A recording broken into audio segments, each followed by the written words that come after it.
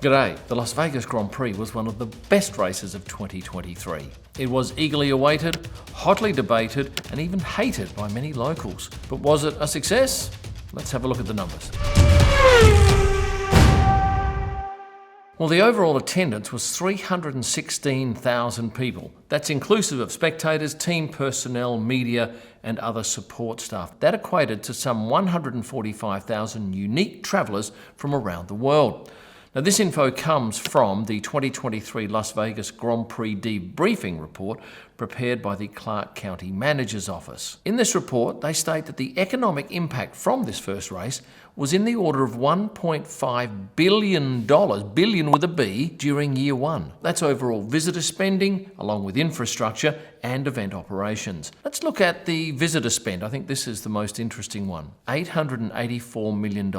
Now, a typical Las Vegas visitor will stay for 3.4 nights and spend around $1,200 each. But an F1 visitor last year stayed for 4.1 nights, that's up by 25%, and spent more than $4,100 per trip. That is 3.6 times more than an average visitor. And that $4,100 included spending on accommodation, food, beverage, local transportation, shopping, gambling, and entertainment, but not a race ticket. You add that on top, and that could be anywhere from $1,000 to $35,000, and you can see that this generated a lot of money coming into that city.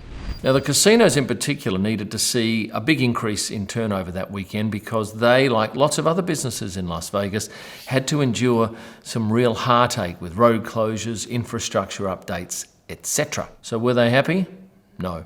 They were thrilled, and so was Clark County, because the race generated more taxes than any other event in Las Vegas's history. $77 million during the first year. The development of race-related infrastructure, including the pit building, supported nearly 2,200 jobs. Event operations and visitor spending activities supported nearly 5,100 more. So in total, this event was responsible for about 7,200 jobs in the first year. And in that first year, wages to locals, about $452 million. And what about media exposure? Because that is an important part for Las Vegas. They want to get their branding out to the world. Well, it was huge and global. During race week, the media reach was $2.7 billion. And that reflected the most successful exposure across all platforms for an inaugural event in the US for Formula One. Coverage included more than 1.1 million media mentions by 310,000 unique authors covering the event and Vegas. Importantly, the global TV audience was 59.1 million, and social media impressions totaled 1.25 billion, with nearly 55 million engagements and 300 million video views. Imagine having to count all that. And when you think about it, this event was not very long in the planning.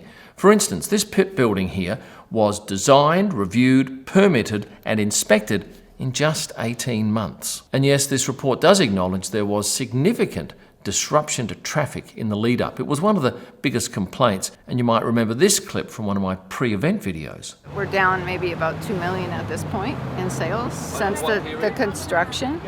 They've been working on it all summer. They tore up the road, they closed this entrance, they closed our other entrance. And there were plenty more stories like this. The report goes into some detail about the impact on aviation, and these figures are stunning. On race day, Las Vegas Airport was the second busiest in the country with just under 2,200 operations, 28 behind Atlanta. Now, with so many flights in such a short time, they even had to open another airport, Henderson Airport, and they brought in Customs and Border Patrol staff to process international arrivals. NetJets, well, they flew in some 442 private flights, most of those going through Henderson, and for the first time in history, a 747 operated at Las Vegas Airport.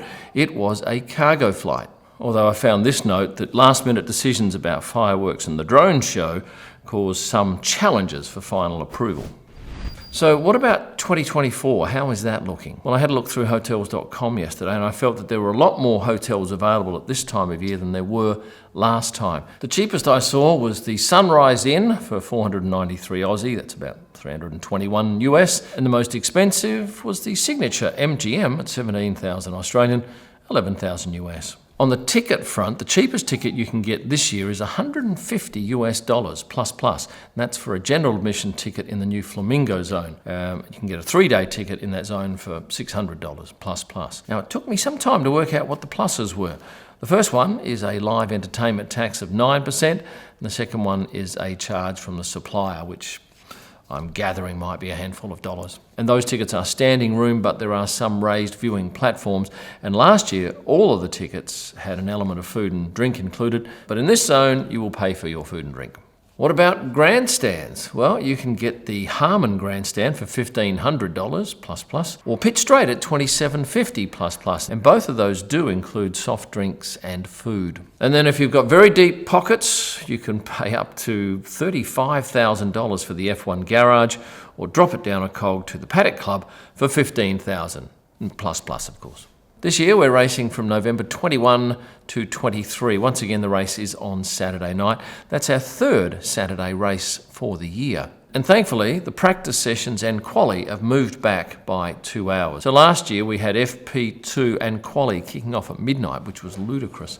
At least now we're coming back to 10 p.m. and the other sessions will go back by 2 hours as well. Now, given it's the second year of the race, I think you'll find that a lot of those disruptions and dramas that we had last year will be a thing of the past. Certainly all those involved in the event have learnt very valuable lessons. But I do hope there's more light in the paddock, because it was terrible to photograph in there. Now, given the excitement of last year's actual on-track action during the race, I think this race will sell out. And my tip on where to sit? Well, most of the action that I saw was taking place at the end of the straight on the boulevard, Las Vegas Boulevard, where they turn left into Harmon. But there's no grandstands there. That's smack bang up against hotels and all sorts.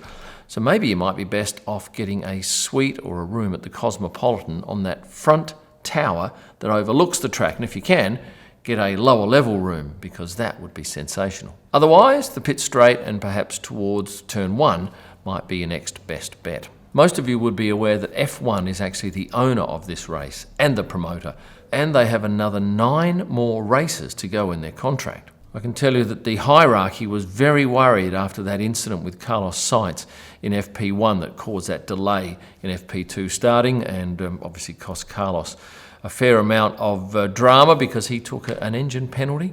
But I think this report, along with the quality of racing that we experienced, will have F1 high-fiving each other, because it looks like it's going to be a ripper event. Yes, there'll still be plenty of locals who will be unhappy with the situation, but I'm suggesting that the number of those people will be lower than last year, and hopefully a lot of that drama involving track setup and pack-up will be reduced. If you have the chance to get along to the Las Vegas Grand Prix, I think you'll be richly rewarded. It is very much a party atmosphere. Yes, it is certainly at the higher end of pricing in terms of hotels, tickets to the event, food and beverage. Of course, if you're staying on Las Vegas Boulevard or anywhere in that entertainment area, you'll be pretty much right on top of the action. That's what I loved about it. Now, for those of you F1 fans looking for something unique and valuable for your home or office, grab one of these signed prints from a range of drivers and even past world champions. KimElman.com is where you'll find them, and with every print comes a digital image of the driver signing your individually numbered print for irrefutable proof of authenticity. There's a lot of fakes out there in the marketplace. These are 110% genuine. And for a whole lot of extra content and merchandise, have a look here at these links. Oh, and these bucket hats will be released shortly, although not this one, because somebody pointed out there is no map of Tasmania on this hat. So that's got to be remedied. Thanks for watching, and stay passionate. Which created some challenge. What about my dogs?